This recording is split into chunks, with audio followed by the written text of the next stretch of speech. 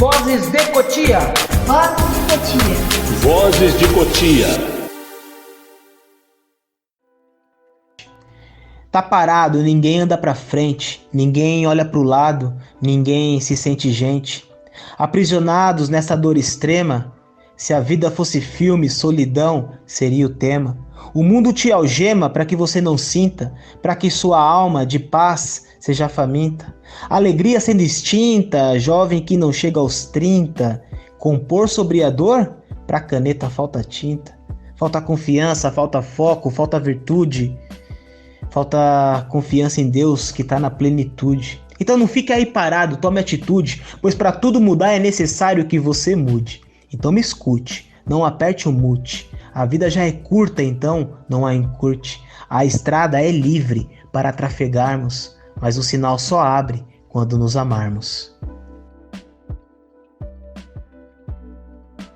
Seja muito bem-vindo, seja muito bem-vinda ao podcast Vozes de Cotia, projeto viabilizado com recursos da Lei Aldir Blanc e apoio da Secretaria Especial de Cultura do Governo Federal e Secretaria de Cultura e Lazer da Prefeitura de Cotia. E hoje vamos conhecer a história de mais um poeta da cidade, José Rossi Neto, ou simplesmente Neto Poeta, que também é arte educador e jornalista, atualmente repórter no site Cotia e Cia. Neto trabalha com rap e poesia há 18 anos, tem 5 CDs gravados, além do livro Cartas de um Náufrago.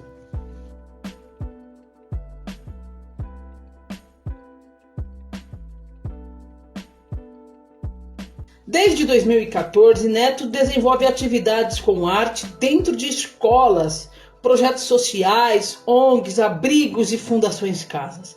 As atividades são normalmente palestras que ajudam na conscientização e na reflexão do dia a dia.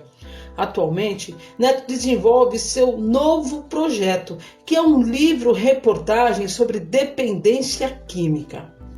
Para conhecer um pouco mais sua história e sua relação com a poesia, acompanhe o nosso bate-papo.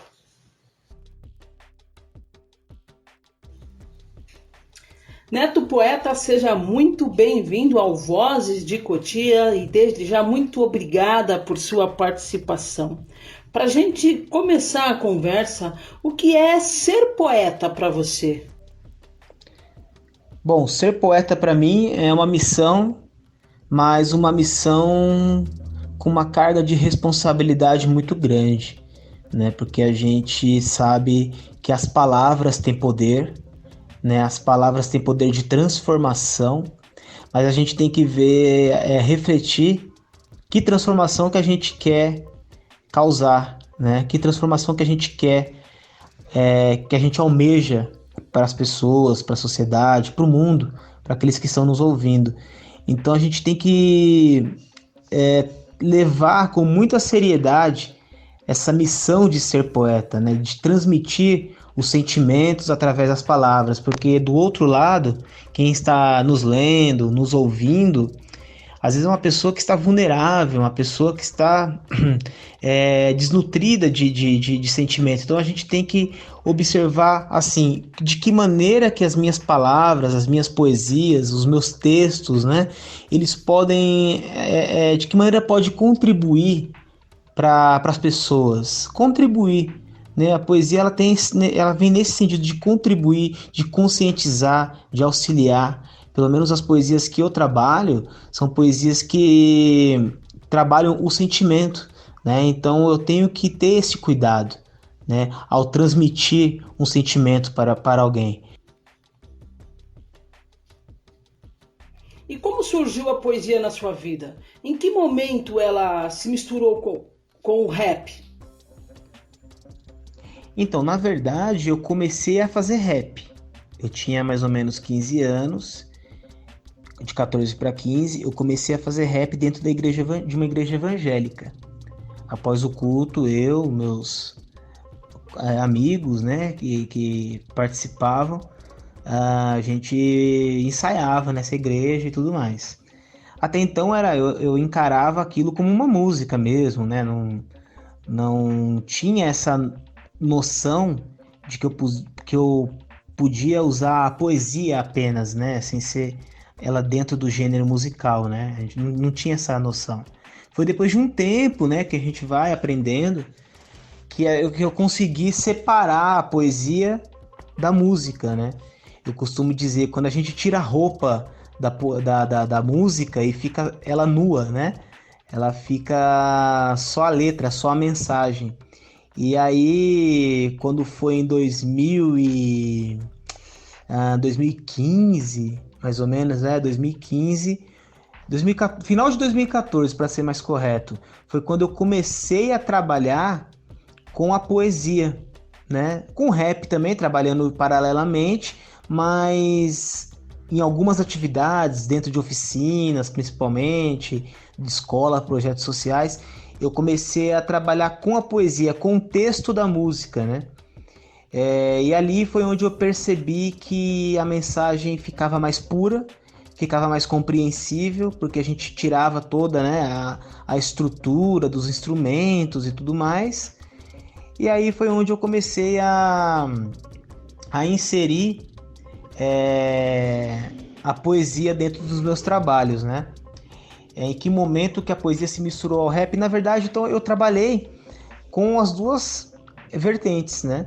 Eu continuei trabalhando com rap, porque dependendo do local que eu fosse visitar, né, me apresentar, ali encaixaria um rap, então eu cantava ao invés de recitar. Mas dependendo do local, eu sempre eu escolhia, aliás, a poesia recitada ao invés dela cantada. Mas o legal de tudo é você misturar, né, para as pessoas mesmo compreenderem e tirar esse rótulo, né, do rap, que é uma música de bandido, de marginal, de não sei o que. Tem gente que ainda pensa assim hoje em dia, né? Diminuiu bastante, mas ainda tem gente que pensa assim. Qual é a sua principal obra e por quê? A minha principal obra... Olha, eu tenho bastante conteúdo, assim, composições que eu fiz ao decorrer dessa minha trajetória artística que eu gosto, sabe? Que eu falo, poxa, essa aqui é uma letra relevante, é uma poesia relevante. Poesias de...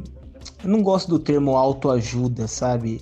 Mas que poesias que estimulam, que são mais motivacionais, poesias que carregam o sujeito para cima mesmo, né?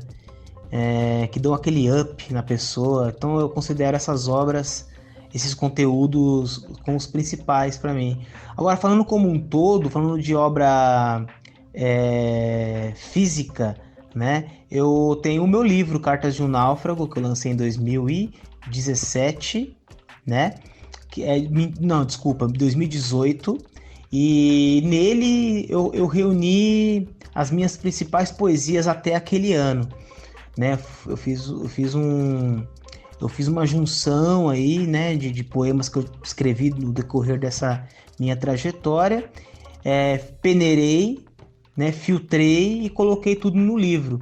E foi interessante porque com o livro eu consegui entrar em lugares que com o CD, que eu tenho alguns CDs lançados, tenho 5, com o CD eu não entrava, né? Então com o livro acabou abrindo até mais portas para mim, né? E se você for ouvir o conteúdo dos CDs e ler o meu livro, você vai notar que são as mesmas composições, apenas em formatos diferentes, né? Então é isso. É verdade que todo poeta tem uma musa inspiradora, ou a inspiração pode vir de várias musas? Uma musa inspiradora, olha, na verdade, eu vou responder por mim, né? Acho que cada poeta tem a sua sensibilidade para algo ou para alguém, né? Eu tenho várias situações que me inspiram, não só pessoas, mas fatos, acontecimentos também, desde acontecimentos externos como acontecimentos internos, né? Porque, como eu disse, a poesia, ela é o quê? Ela é sentimento.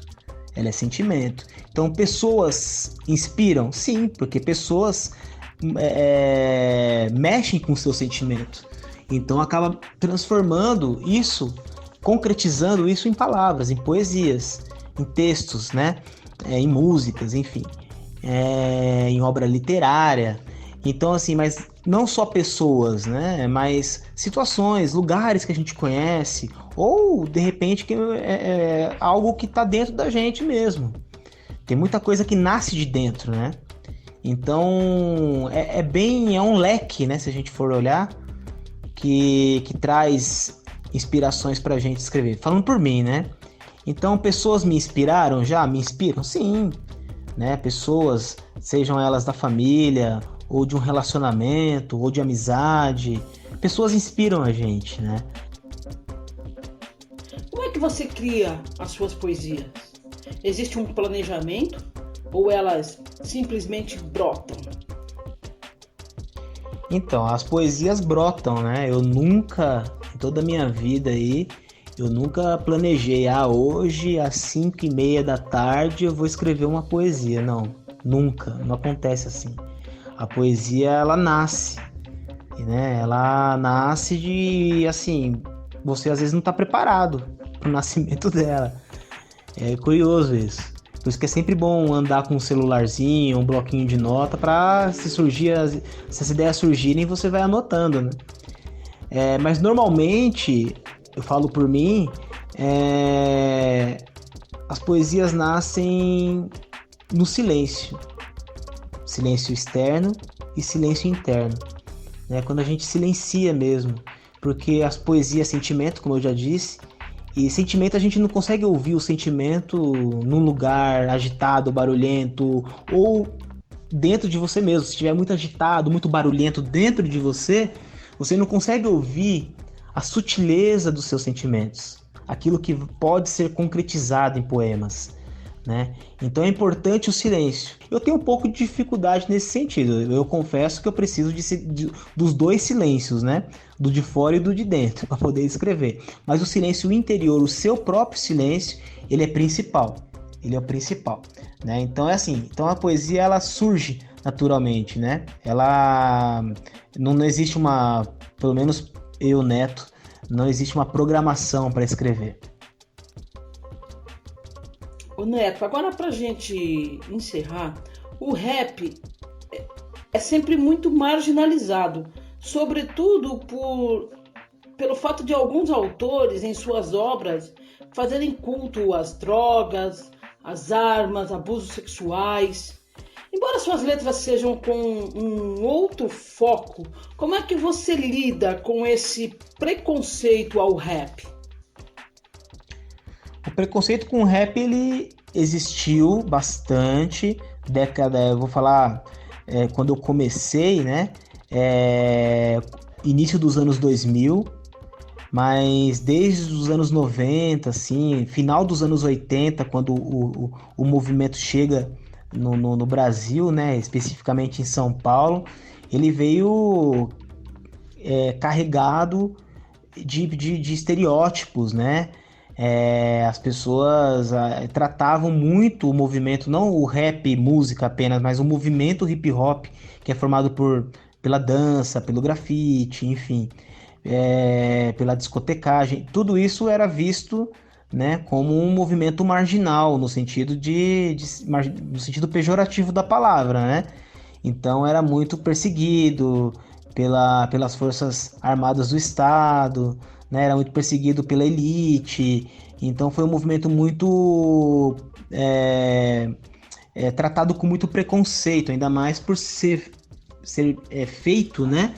Produzido, feito por pessoas da periferia. Então você já tem ali, poxa, a periferia fazendo arte, a periferia, né?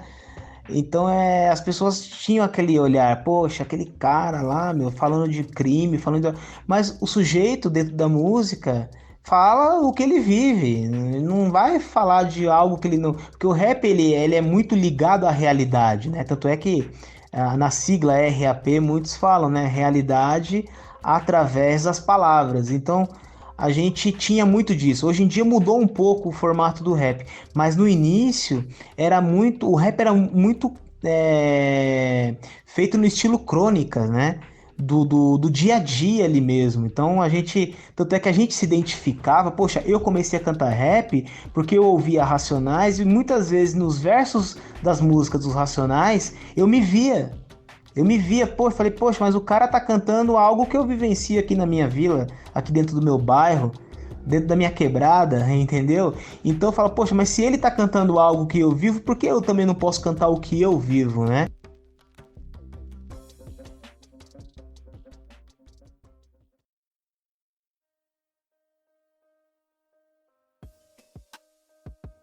O amanhã talvez não venha. O amanhã talvez não venha. Tudo é incerto. Aproveite o momento e abrace quem tá perto. Quem tá do seu lado, preparado pro combate, quem nasceu para vencer, se quer, pense em empate. Erga a cabeça e veja o dia nascer. Cada dia que amanhece é uma chance que você vai ter. Cada anoitecer é um momento para pensar no que você fez e deixou de realizar. Se prepare para chorar, se prepare para sorrir, se prepare para o agora e para o que está por vir. O mal só existe quando o bem está ausente, o corpo fica fraco quando a alma está doente. Não entre em conflito com a sua disposição, haja com a mente e não somente o coração. Saia do sofrimento, siga a vida sempre em frente. O amanhã talvez não venha, faça valer o seu presente. Se tiver que amar, então ame hoje. Se tiver que sorrir, então sorria agora. Se tiver que lutar, então lute hoje. Porque ontem já foi e o amanhã talvez não venha.